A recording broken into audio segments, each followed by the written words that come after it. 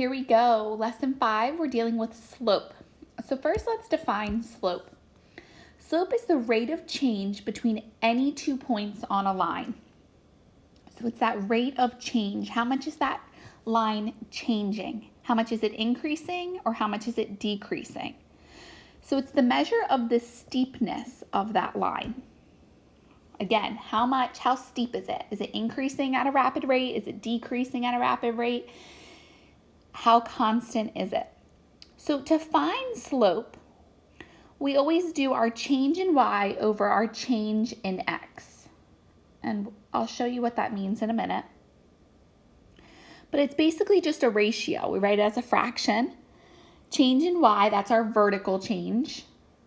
Vertical, you're thinking up and down. Think of your y-axis, that's your up and down axis. Over your change in x, which is your horizontal. So your x-axis runs horizontally. So when we're doing that though, really what we end up doing is we're finding our change in y, again, our vertical. You could take your 2 y points and subtract them. When we're finding change, you're subtracting those points. So we do like y minus y over our x minus our x's. That's what I mean by finding change. You're subtracting those points. But I'll also show you when we're doing it on a graph, you can kind of just count up vertically and then over horizontally. It's probably even easier than having to find the points and subtract them. But just know that change is when we're subtracting an amount, right? Like if I had $10 and now I have $8, how much did my money change? Well, it changed by $2, right? You could do 10 minus 8, that gives you 2. That's the amount of change that occurred. So, real quick, this study tip. The slope of a line is the same between any 2 points on the line because lines have a constant rate of change. So they might give you 2 points to find the slope between, or they might just say, hey, find the slope. You could choose any points on that line and it'll be the same. It doesn't have to be a specific set of points that you're looking for. So this example here that they give us, they went from one point to another and all they did was count. Okay, how much did I go over to? How much do I go up to land on that next spot? And remember, it's our change in y, our vertical, over our change in x. So a lot of times we hear this as our rise over our run. And that might be something you want to write down as well. Change in y, that's how much are we rising over how much are we running. And I'll explain that to you in a second.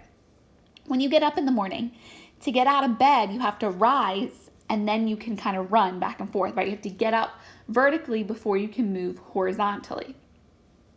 So when you're going from one point to another, you want to always rise over run.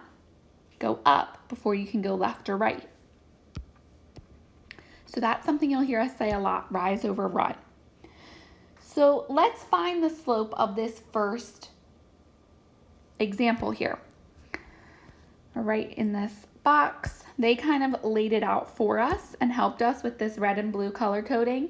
We're going from the origin 0, 0 to the point 3, 4. I want to know how much did we rise and how much did we run. Remember, you always put your vertical or your up and down over your horizontal, the left to right. So I rose 4 over I ran 3. So my slope for this one is 4 over 3. And I would keep it that way. Don't make it a mixed number. You can keep it improper because that's telling me it's increasing or vertically moving up 4 and horizontally moving 3. So how can we do it without their help, like without the red and blue already marked there for us? Well, let's do it together. So what I would do is I would always rise first, and the goal is to get in line with your next point. So I'm moving up 1, 2, and I would stop because I know that I'm in line with that point. So I rose 2, and how much am I going to run? 1, 2, 3, 4, 5. The goal is to land right on that point. So I then ran 5. So my slope is 2/5, or 2/5. Rise over run. Could you have counted this way first and went 1, 2, 3, 4, 5, 1, 2? You still get the same, you still land on that same point, right?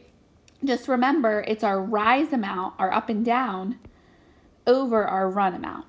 Okay, so just be careful of the order. So our slope was 2/5. And let's try another one. So this one, you notice that we're kind of right in the middle of a point here, right? That's not half. You actually have to pay attention to what we're counting by. We're counting by 2's on our y-axis. So actually that what seems like a half we go up is really a 1, because they're counting by 2's, or every other. So this is going up 1, so rise 1, and then we rise another 2, so that's a total of 3 so far. So see how we rose 3? Now we're in line with our next point. So now let's go over, and we go over just 1, because look, we're counting by 1's down here. So pay attention to what your axis is counting by. So our slope here, our rise over our run, is 3/1. Or you could say for this one just 3, but I would keep it as a fraction as much as you can. You don't really have to simplify. You don't change it to any mixed numbers. You're just doing your rise over your run. Okay. So what if we're interpreting the slope? Think about, what does it mean when I asked you to interpret a point? Now we're going to interpret a slope. Interpret means to explain. Remember that. So we need to maybe write that. You're explaining to me what this slope means in this problem. So it says the table shows your earnings for babysitting. Find and interpret the slope of the line through the points. So first thing I want to do is I want to graph all of these points so we have a line, so we can find and interpret the slope. Our hours is on our x-axis, so I'm going to label x, and I'm going to write hours. So go ahead and do that with me. And then we have our y-axis is our earnings. So y, and I'm going to write earnings. And I'm even going to put, we're in dollars. So earnings, and our unit is dollars. So I'll put a $sign. Now, we're going to plot each of these points. If you want to, we can label our table or our graph. So 0 would be down here. I might skip every other one, but still count by 1's. You can label 1, 2, 3. It's kind of hard for me on here. I can keep going. 4, 5, 6, 7. So go ahead and label across, because all we really had to get to was 10. Our goal was make sure you have 0 through 10. Now it's counting by 2's. You could keep that same thing and just count by 2's. You can label that either way, whatever you prefer. Now our earnings, I have to get up to 50. So if I label these by like 1's, there's no way I'm going to get up to 50. But notice how it's counting by 10's. Maybe I'll count by 10's going up. Or maybe I'll skip every other one and label it as 10. So really I'm counting by 5's just to kind of spread out my data more. Your preference. I'm going to label like this, so I make sure I get up to $50. Okay. Now let's plot all of our points. So in 0 hours, I earned $0 because I didn't work. So put that point. In 2 hours, I earned $10. So go over to 2, up to 10. 4 hours, I earn $20. So plot that point. In 6 hours, I earn $30. In 8 hours, I earn $40. And in 10 hours, I earn $50. You can connect and make it as straight as you can. Now, we have to find the slope. When you find the slope of a line, you choose any 2 points that you want on that line, and then do our rise over our run. So, I don't care which 2 points you choose. Again, that study tip at the top told us any 2 points on that line will give you the same slope. So, it really doesn't matter. Say I choose these 2, right? I could have chose any 2, but I'm going to choose these 2. First, let's do, or our slope, remember, is always rise over run.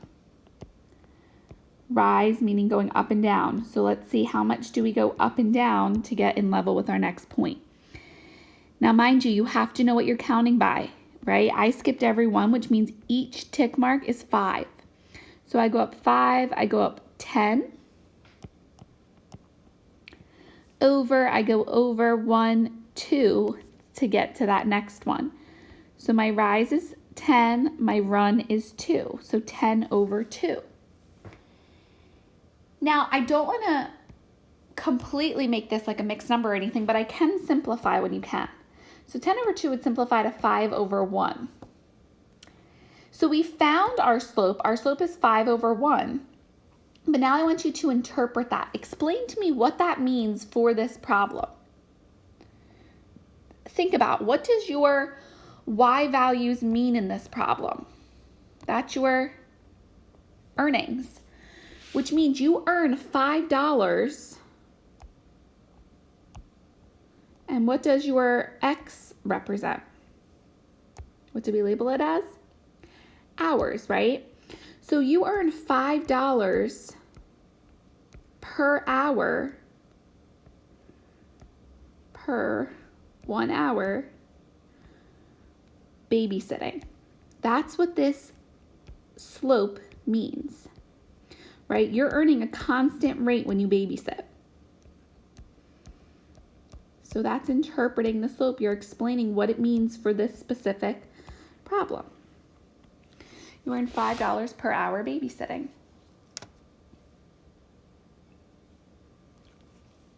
Awesome. Make sure you have that all written, all labeled. And that is it for slopes lesson. Let us know if you have any questions. Our biggest takeaway is remembering that it's rise over run for slope, or your change in y over change in x. All right. Thank you.